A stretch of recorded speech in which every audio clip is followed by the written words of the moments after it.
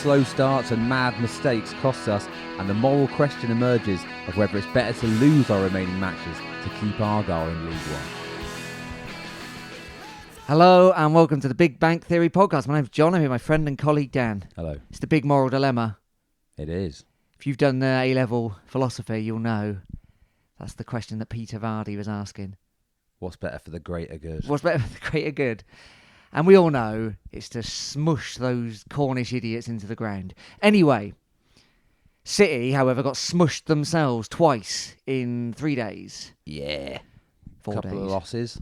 Couple of losses. It wasn't a great Friday. Couple of Easter losses. Yeah.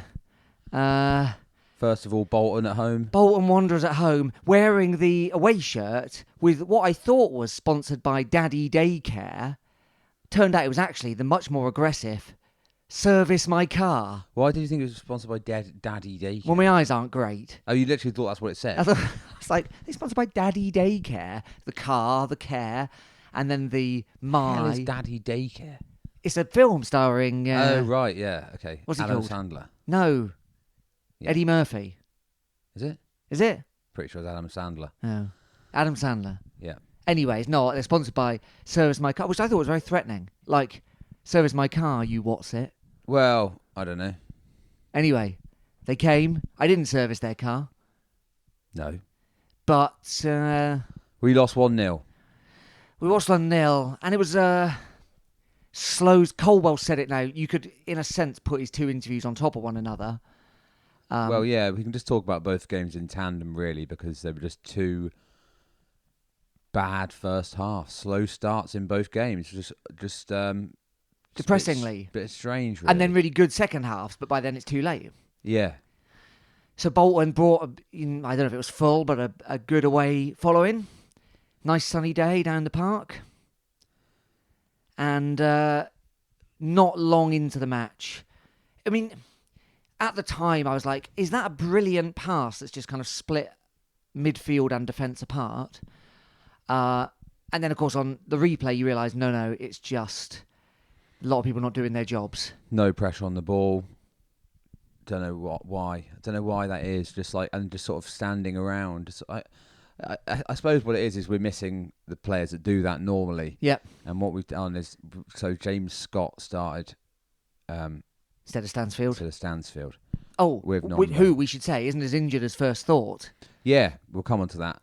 And then I just don't think Scott is that same player. You can't. He's not going to come in and like tear around. He's not harrying chasing people, after people closing down. You know, like it doesn't look like he's got physically capable of doing that. At least not at the moment. So he didn't do that. And then Cobble talks about how they'd worked on not letting their kind of deep lying players get time on the ball. Yep. And then that's just exactly what we did do, was give that to him. So it looks like a nice pass, but it's just made too easy for him. And then this guy's in behind. And then once you're in behind our defence, you've got to be pretty slow to get caught. So Sparks just knows that he can't possibly catch him. So he's just sort of jogging. Yeah, Hartridge similarly, he's not flying back. Yeah, Connor Bradley, that's who scored that goal. Okay. For that's so worth. good they named him twice. Nope, not what that means. Discussed many times. Connor and Bradley, twice named. No, you can't trust people with two first names. Yeah, we're going to have to put that one to bed because never shall we agree. Yeah, well, no, but we can't possibly agree because I'm not going to agree with something that's wrong. That's what's happening there. I'm not going to agree with something that's stupid. Okay, look it up. You can Google it in 5 seconds, and the whole thing could be over. I could, Dan, but I'm not willing to do that. Fair enough. All right, so yeah, it puts it through Blackman's legs. I think it's only in front of the big bank. Yep. Second half, City a very, very strong second half. We dominate possession in Bolton's half, attacking the big bank. Yep. Like we really do. There's no denying it. Josh Key has lots of the ball. We also had a goal disallowed in the first half. That's true, we did. For slightly bizarre reasons. I think as the corner comes in, and yeah, I think it looks like we're at the other end, obviously, and the video's hardly It HD. looks like the ref says to Scott that he's handballed it, or there's been a handball. Someone's handballed it, yeah. you can't really tell from the replay. I don't know what that's about, but I didn't see too much wrong with it personally. Scott did he's about a metre away, isn't he, from the Bolton fans at this point, does cups his ears to them. Yeah. And doesn't then, do it too emphatically, which is lucky because it then is immediately ruled out. I maybe heard the whistle, but yeah. Yeah, better second half. It was You're much right. better. Like much in terms of attitude and sort of energy and closing down, but and not getting much the ball. in the way of we didn't really create anything in the second half. No, and as we know, particularly. Bolton thrashed Argyle the Sunday before. This is down to Friday, so I'm sure they were very pleased to have a 1-0 goal, a 1-0 lead to defend, and they were good at defending. Yeah, they defended it very well. They didn't let us have. It wasn't. It's also apparent in it. Especially take out Stansfield as well as Giovanni Brown, and we're just And Mitchell. And there was no Mitchell as well, right? Yeah. Was that on Friday? There was no Mitchell on We've Friday. not had him either. He came on, didn't he, yesterday? But yeah, of course. So yeah, and you lose those players, and those are our three most dynamic, Nombe aside, who. Well, Nombe it was good in both again, Yeah, but without those he's got four too around much him, to do. yeah. And couldn't. But that's do three much on his quarters of own. our attacking threat, isn't it? Those three. I suppose there's Key as well, who's forfeit 3/5. Fair enough. But it's a big loss. Yeah, it really was, and there's just a bit of a lack of quality in the final third, and when you've got to go and and people have been chipping in with goals. We saw Sweeney score the other week, and we've Raheem Harper will come on to he got a goal, but there's not we're not getting enough out of our attacking players, and that's obvious, I suppose, really, isn't it? Why? Against a good League One team, who, let's be fair, both these teams could be Championship teams next year. You're going to need, unless you've got some world-beating attack, you're going to need more than 3 or 4 shots. Well, the other target. thing is, if you give away soft goals against big teams who can defend, then and also your attack is kind of like limited. Yeah. Then you're kind of relying on a kind of a Sweeney pot shot or a keeper error or something like that, and it's not enough, is it? Well, as we know, the one goal we did get. So Peterborough, if we're talking about that now for a minute. Well, yeah, just briefly on the back to the other one, we did see Sonny Cox record from his loan. Yeah. And he came on for Scott, I think, later on in the match and looked lively, but again couldn't really make anything happen, but did look lively.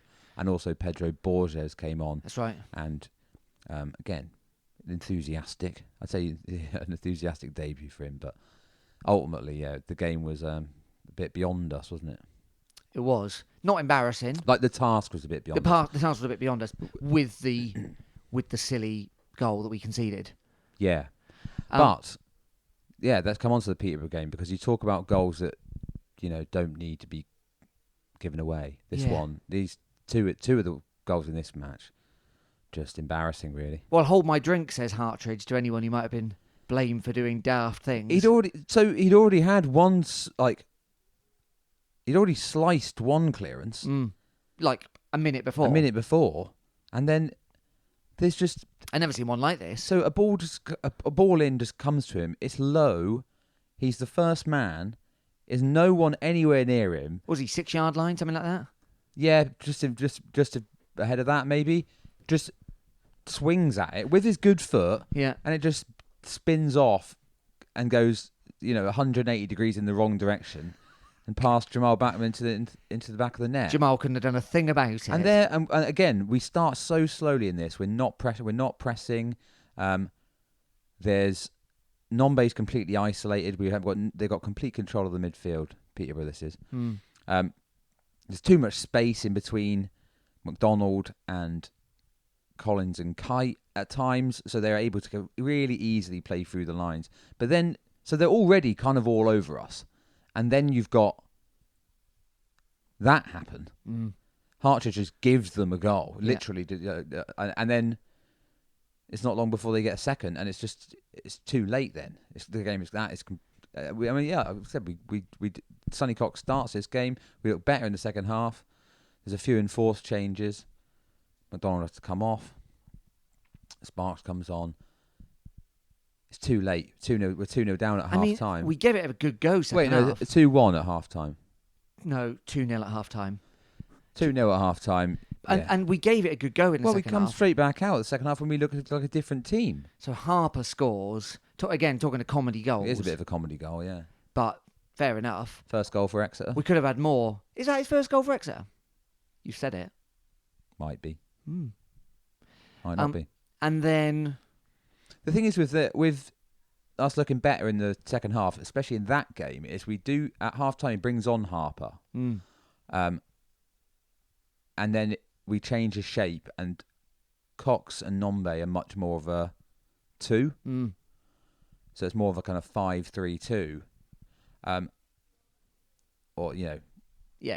3-5-2, whatever.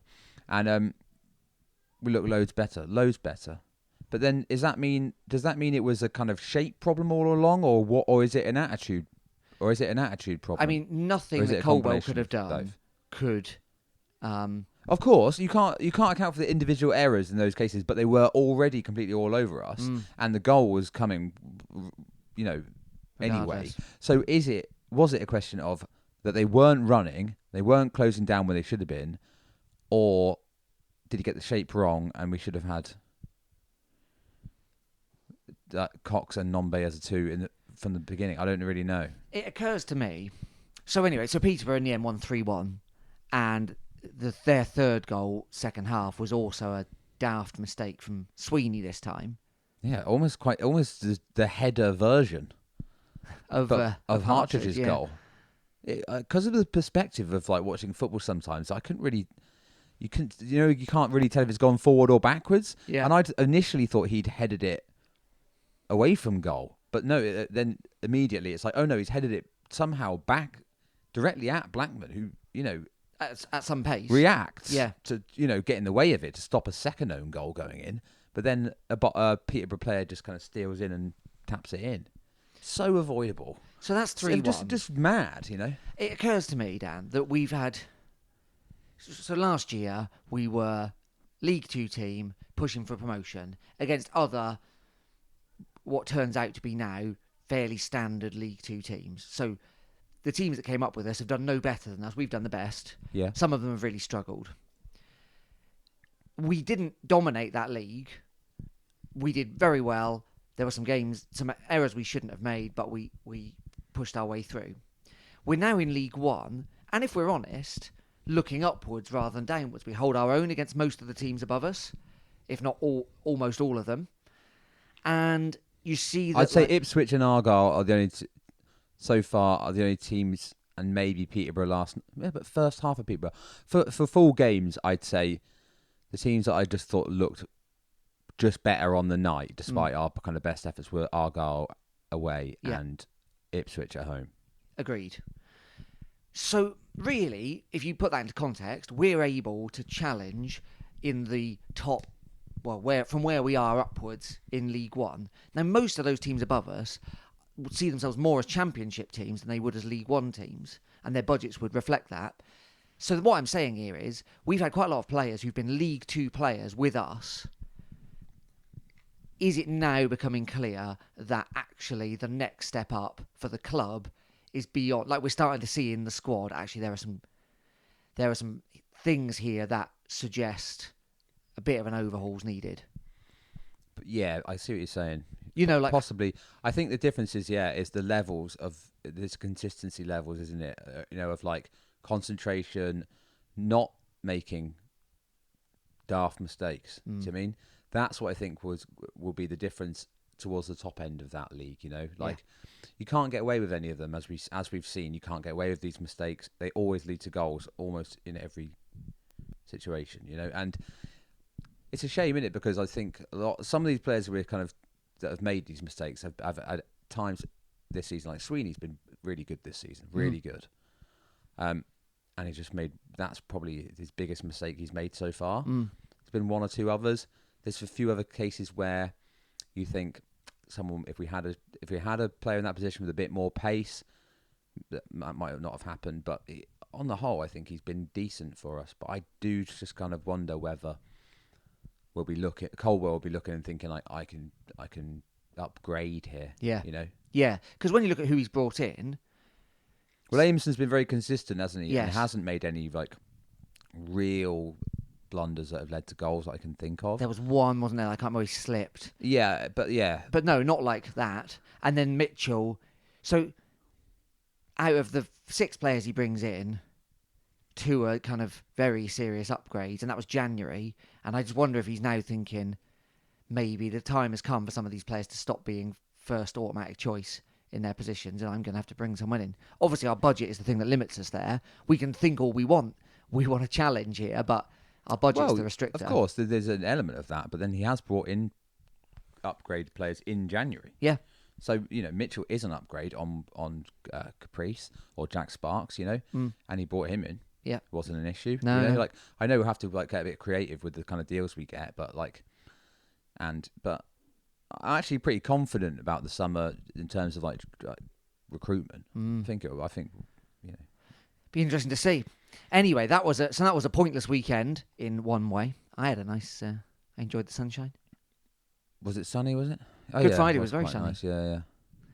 But yeah, it was inevitable. At some point, we'd have a couple of these games in a row where we didn't pick up any points. Well, the other thing is, we're not going down or anything. We're not going down or anything. So it's like there's always going to be an element of no matter how much you try and go no, we've got to get that 10th position. We've got to kind of fight for every game, no matter what. It's but in the back of your mind, you do know not really. Shout out to the fellas on the big bank behind us on Friday who clearly hadn't seen City all season, moaned about it the whole time, told us about how their own team would be better, etc., etc. Well, shock horror, people saying annoying shit on the big bank. Imagine that. Sometimes I think, as I'm saying things, I think this person next to me doesn't want to hear this. Yeah. Well, that's true of all of us, I'm sure. But there we are. So, yep, it was inevitable. I think that there'd be a game or two we didn't pick up any points. It was going to be a difficult run. That was this weekend. Well, we've been looking at this month for ages, thinking that's going to be hard, isn't it? Look at all the teams we've got to play. Proved to be hard. And so far, we've got nothing. We've got nothing. And next, got Plymouth. More about that in a second.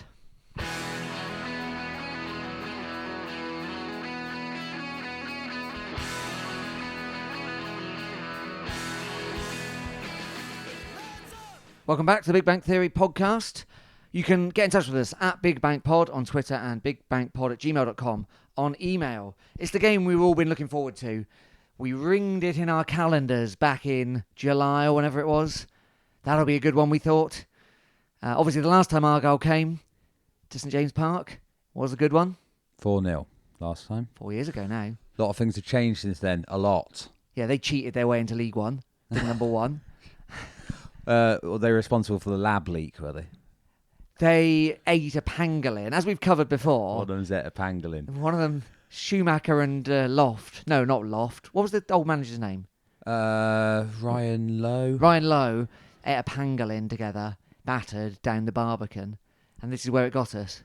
Yeah, okay, well, I guess so. Pricks. So, but a lot has changed. They were flying. Like I said, they were one of the only teams this year that I thought, we've been completely outplayed. Yeah. And we played quite well in that game. That was 4-2 in the end, wasn't it? Yeah. And they were good for it, Colwell's second game, of course. Yeah. And they were kind of tearing it up. Yep. The league. And now I think, from what I can read, they seem to do this every year, do they? Is this a thing? I mean, they certainly would feel like this is a common thing. Yeah, so they lost that Wembley, but in the JPL, JPT, PJ, whatever it's called, in the EFL trophy. That's the one. Which is a bit of a... It's a hide into nothing, It's isn't not it? good for morale, is No. it? For the fans or for the players, it's not good. And then they lost again at the weekend. 2-0 to Lincoln. They were behind, weren't they? They beat Morecambe in the meantime, right. So they come from behind to win that. It's more important for them this game. Much more important, the result of this game. So much more important. In terms of like the rivalry, it's obviously it's equal. We want to win as much as our fans want to win, as much as their fans want to win it. Yep. But for just kind of rivalry reasons. But as far as the league goes, it's like crucial. It's absolutely crucial for them to win, and it doesn't matter at one bit whether we win or lose or draw. No, it's a nightmare for them, really. So, which I think puts us in a bit of a strong position. Yeah, well, absolutely, it does. Like I wouldn't want to call it really like. You never know, do you? Like, there's every chance. Like, no result at the weekend would surprise me. Like, we could batter them, again, and it'd be like, oh yeah, they were, because you could see that because they've been slipping in recent weeks. They could completely batter us because we've lost the last 2 games, and they are a good team. Look somewhat on the beach, and it might just be a draw. Like there's no. I'm really looking forward to it. Like nothing but a win for them is good enough. Yeah, they got to win. They got to win. Yeah. So that'll make an interesting game. We always play I think better. they got quite a few injuries, right? Yeah, they've had constant stream of injuries. Yeah, and we've got a fair few players out as well, which I'm sure we'll hear about at the weekend. Yeah, so Mitchell was on the bench, Peterborough, and came on, didn't he? So hopefully he's back. Stansfield, no word on. Well, we said we'd talk about it later. They said that it's nowhere near as bad, and Fulham had taken him back and had a look at him and sent him back down to us again. So he's back with us. And training, apparently. Hasn't featured in either of the last 2 matches. I mean, that's not a surprise. Maybe Caldwell's just keeping him and going like, yeah, I'm going to release him for the Argyle game. But I doubt that. But it's the one he'd want to play. Yeah, exactly. I believe that, and I think maybe he might be trying his best to get fit for it, and maybe he'll feature. But I don't reckon he will. And also now looks like that obviously McDonald went off against Peterborough, so we're going to miss him. We're missing him as well, and I think that's a bad loss because of how crucial he's become to the way we play in terms of just controlling the possession. If you're going to play in a possession-based kind of style of football, you need someone who's really good at it to kind of like be the outball. He's the one who's available to take it at all times. And if he's not there, there's no one that can do that even a fraction as good as him. So they might take advantage of that. Who comes in? Maybe it's Harper. Pretty good account of himself for the weekend. He did. I should think he's the obvious one to come in. It's not going to be Joe White and Keggs. Well, Joe White was injured as well, right, or something at some point. He did play, didn't he, a bit on. Right. Okay. Yeah. So that's probably I imagine that's what it will look like. It'll be. Do you play Cox or do you play Scott? There's the question. I think you go Sonny Cox. That would be my feeling too. I think he looked decent even in the Peterborough game. He played a part in the goal. I think he is better. I think he looks like he's sharper than Scott at the moment. Anyway, more energy, more mobile. If we're going to want to press their defenders, he's who I'd choose out of the 2 of them. Yeah, I agree.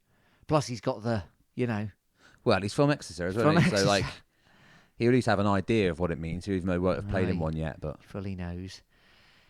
Yeah, I mean, it's nice to. It's a shame we haven't got our full strength. Obviously, Giovanni. If you have Giovanni, Stano, Mitchell, and McDonald, then you feel like let's say in some mad world that suddenly that none of those things have happened, or they're all back for this game or something. I'd be really confident. Yeah, so would but we haven't got them. No, and pointless. Yeah. Mitchell, I think, could feature, and I think he's a real threat. And when Josh Key's on one, he can be. I really hope Mitchell's fit enough to start because I think that might be really. If we want any chance of winning, I think we do need him in there, given that so many others are missing. I think we're starting against Argyle with Sparks or Caprice and Harper and no offence, but Sonny Cox, extremely inexperienced. Then that's not ideal. No, but like I said, it doesn't actually matter, does it? No, it doesn't matter. It's all as far as for us. It's all about kind of, whatever. And we all know how damaging a draw is to them. So And then what happens after that? There's people. Do we then want to lose against Ipswich and? I fear that'll be out of our hands. And Sheffield Wednesday. Well, yeah, it probably will be. Yeah. But at least if we do lose, we could say we've done it on purpose. That's the dream, isn't it? So after Argyle, the following Tuesday, it's Derby. So the chaos never ends. Well, no, this is always going to be a kind of... I like it in a way, but only because we're sort of Thank safe goodness we now. got those 50-something points. Yeah, because otherwise you'd be like, oh, we're going down, because they've all come at the end. Indeed. So Derby, obviously still pushing for playoffs. I think they're just sneaking into them at the minute, aren't they? Right. It was 0-0 when we played them at Pride Park, and that was Coldwell's first game. Yeah. I think we did pretty well to come out of that with a draw. We'll see, won't we? But well, it's slightly different. Both, yeah. I don't know. We'll see. It'd be nice to see again another full away end, both matches. Be brilliant to see us up against these good teams and these big clubs. So early kickoff on Saturday. Yeah, don't miss it. Midday. Midday, not even one. Midday. Midday, is it? Midday. Right. Don't miss it. Someone will miss it. So you can't get hammered beforehand. But I think people might see that as a challenge if you say that to them. No, I don't think they say that on the ticket. We're doing the match but everyone knows that's why. We're doing the match at 12 because then you haven't got enough time to get pissed. It's like, well, what if I wake up at 8? That's 4 hours. I think it's more. I'm sure they want to discourage mad drunkenness, but isn't it also so that there's less time that the police have to deal with all the hassle? That there's just physically less time? What do you mean? It's the same amount of time. No. If a match is at 3 o'clock and most people wake up at 8 o'clock, that's a lot longer than if a match is at midday. Oh, I see what you mean. You know, it's just there's less it's just less time. Maybe. And also they get you out of town before night time. I believe those two things play a part. Yeah, I didn't think about the other end, yeah. But there we are. I'll be eating a pasty and having a Pepsi Max. How dare you? Derby, they're a bit of a hit and miss team, aren't they? So it's hard to say because Argyle aren't in the best of form. In a way, Peterborough and Bolton Peterborough are in amazing form, and Bolton had just come off the back of all the stuff they've been doing. So on the form guide, they look like maybe games have got a better chance of getting something from. Obviously, the Derby. Both at home as well. Both at home as well. The Derby, by which I mean Plymouth. Yeah. Obviously, there's a whole lot more tied up in that. Derby, by which I mean Derby. I think it's just Derby. Yeah. It's confusing because we've got a Derby and then Derby. Yeah. So I see what I do hope is that in the Plymouth game, at least, surely we can come out. We can at least start strongly, or at least with a bit of enthusiasm.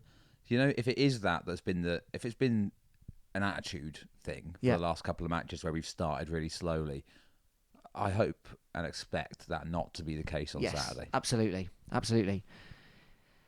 The trust, the club, whoever, have done this brilliant job at the games are full. Obviously, part of that's to do with playing better teams that we're more interested in. But the more it goes on, when you're also having kind of better players as well. Yeah. When no one was coming to watch us, we had Ryan Bowman up front, and no one wants to see that. Indeed, some of us faked a pandemic just so we didn't have to go to the matches. But yeah, you just want to you need the players to give a good account of themselves on a match like this, so that I'm pretty sure they will. Well, so who did Caldwell play for? Did he play for Celtic? He played for Celtic. So, oh yeah, of course, we've done this already, haven't we? He knows us, we talked about this last time in the Derby. He's got kind of Derby experience himself. Not against Derby or the Plymouth Derby. Although he probably has played against Derby as well. We would have done for Wigan, wouldn't he? So, again, it's confusing. What I mean is, he's played in a big match with two teams that hate each other. Yeah. So, and this is his second Devon Derby. Yeah. So, he does know what it means, and he also has all the information that we all have, as in we know this doesn't matter to us on paper, and we know it does really matter to them. So we always play better when teams attack us or don't sit back 20 behind the ball. Depends how we set up, really. It didn't work so well with Peterborough. No, all right, but generally you can say we prefer it to be a to and fro kind of game, don't we? Anyway, there we are. So we'll be back after Derby, the game against Derby, not the Devon Derby. Yeah. to talk about this. And then we're getting towards the end of the season, so we'll have a better idea. I mean, we already know we're going to finish in 11th. Pretty soon it's the awards as well, isn't it? Like this month. Oh, yeah. So not our awards, the club awards, which we weren't invited to, so we had our own awards. Well, I think everyone's invited if you want to buy a ticket for it, but... Oh, that's right. Yeah. I expected a personal invitation from Coldwell, Hawker, Tag. I'd accept the club captain. Not been forthcoming, unfortunately, this year again. Again. 4th year in a row, been gazumped. Snubbed, yeah. Yeah. Oh, well, there we are. Maybe one year we'll have a black tie ball on the same night and invite like old players. Like the alternative Queen's speech. Exactly like on that. Channel 4. Exactly like that. We'll invite Uri Geller. Yeah. Michael Jackson. Neil McCabe. Whoever's available for Michael Jackson's sort of estate. Yeah. But Bubbles the monkey, maybe he can come along. Yes. Gus Honeybun. No, he's an Argyle fan. Is he? Oh, yeah. What was that book about then? What book? Yeah, there's a City book with him on the front of it. Gus Honeybun, your boys took one hell of a beating. Oh, is that what it's, actually about that? Right, gotcha. Well, he won't be coming then. We're not inviting Gus. Get lost, Gus. Do you ever get your name read out on that? No. Happy birthday to No, John? because my birthday's too near Christmas, so it didn't happen. Tell you, do you know who Exeter's answer to Gus Honeybun is? Who? Dennis the Dust Cart. They've got them everywhere, though, haven't they? Not Dennis. Have they not? Exclusive. Not sure. I'm pretty sure he's an Exeter thing. Really? He used to drive around town. Don't you remember him? Well, I remember it. It's not around anymore, is it? No. Now they've just got that Land Rover that drives around with a huge trailer that says trash on That's it. a different company. Is it? Yeah. Dennis the Dust Cart works for Exeter City Council. He's one of us. Right. Trash are like... I love that thing. It's like you're living in fucking Mad Max. Isn't it? They're like the pirates of rubbish collection around town. That's right. Yeah. Trash. Dystopian it is. world. 7 p.m. 4th Street. Trash. Yeah, that's right. No, not them. Dennis the Dust Cart. Right, yeah. Has he been retired then? Probably. I think he's still digital. I can't speak. He's available digitally. He's a meme. He exists. Sometimes he gives advice on recycling on the internet. Oh, right. Okay. As in the character of Dennis lives on. Okay. Though his body hath rusted, Right. his spirit is still with us. I've not stumbled across that area of the internet yet. Fair enough. You're too busy Googling Honeybun. Well, apparently not, because I didn't even know where he's from. So, Flipping Argyle. yeah. Jana. So who else would come to our Dick awards? Pym. The family of Dick Pym and Cliff Bastin. Dick or Dom, whichever one of them. Yeah. is from around Dominic. It's him, innit? What about that guy from The Walking Dead, Tisdale's mate? Yeah, what's happened to him? He hadn't turned up recently, has he? I think... Something makes me think he was only interested in Tisdale and not the club. Yeah. Scum. Uri Geller's son. He was last seen up Colchester. You're Daniel Geller, yeah. I went through a phase of tweeting Uri Geller quite a bit. Did? He just never replied. And I hate him as well, so... Why are you tweeting him then? Just to kind of get a rise out of him. What, you sending like angry messages? Like, No, you I never can't- really bent those spoons. I can't even remember that well. You got the great Randy to do that for me, R.I.P. Someone needs to take it on the mantle. You ever seen that documentary, The Great Randy? It says this other Not magician. Googling that. Oh, right. Who hated Geller? He hated Geller and just sort of made it his life's work to discredit him. Wow. Yeah. Interesting. Yeah, it's good. All right. And he's literally there going like, yeah, you haven't, like, going on like the same chat show the week after Geller's been on there bending some spoons. Yeah. He'd go on the same one and go like, no, like, he doesn't like this. Look, honestly, just show you how he's done it. Yeah. Fair enough. I don't know what it's called, but you can look it up if you want. All right. Top tip. Yeah. All right. Well, thanks for listening, everyone. We'll be back after the Devon Derby and the game against Derby, which is not a derby. Yeah. My name's John. I'm here with my friend and colleague Dan. Cheers. See you soon.